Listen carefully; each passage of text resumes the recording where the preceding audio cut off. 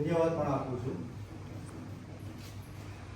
સ્થાનિક પાળક સાહેબનો પણ ખૂબ આભાર માનું છું કે આજે પવિત્ર ઘરની અંદર આવવા માટે એક અલગ આત્માના અને પૈસામાં પ્રદર્શિતતા જ્યારે મેં અહીંયા સુધી જોયેલા છે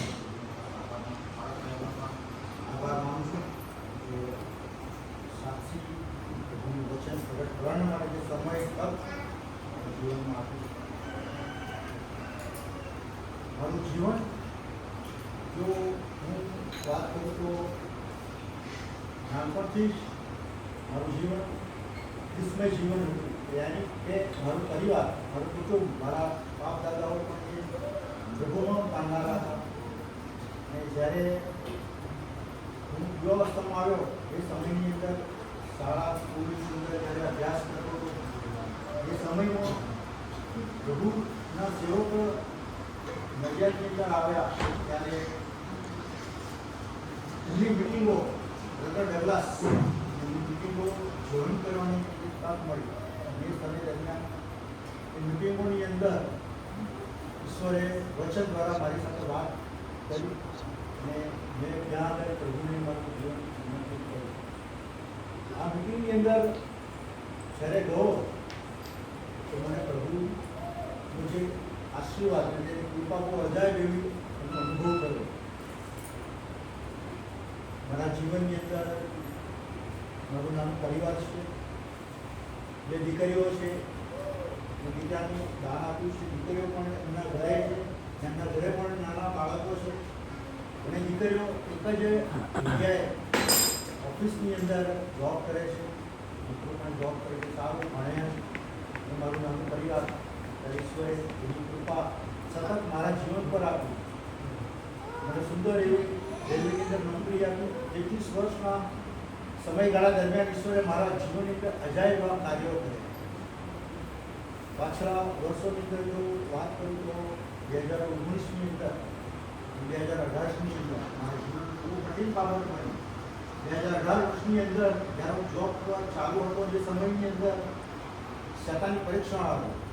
એટલે કે મારા જમણા હાથની આગળ જો એ લાઇનર પિસ્ટન કે એન્જિન કે ડીઝલ એન્જિન આવે છે અને કમ્પ્રેસરની જે 16 ભાગનું હવાના એક ભાગને દબાવવાનું એ કમ્પ્રેસરનું કાર્ય છે.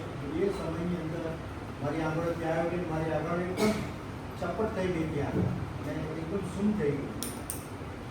તાત્કાલિક મને હોસ્પિટલ લઈ જવામાં આવ્યો. ત્યાંથી પ્રાઇવેટ હોસ્પિટલમાં દાખલ કરવામાં આવે. ત્યાં ઓપરેશન કરવા મારી હાથની આંગળીની અંદર લગભગ 80 ટાંકા આવ્યા.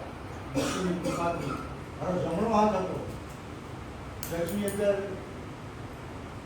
ત્યાં આગળ મારે જે હિસાબનું કાર્ય, તેમજ મેસેજનું કાર્ય, જાહેરાતનું કાર્ય અને એના માટે જે લખવાની જે પ્રક્રિયા હતી એ તદંતર બંધ થઈ. એ સમયમાં મેં પ્રભુને બધું મારા હાથની અંદર જે તકલીફ થઈ છે, મુશ્કેલી આવી છે, તો તેમાંથી તમે મને બચાવવાનો બહુ ટૂંકા સમયની અંદર મારા હાથ કાર્યરત થઈ ગયા.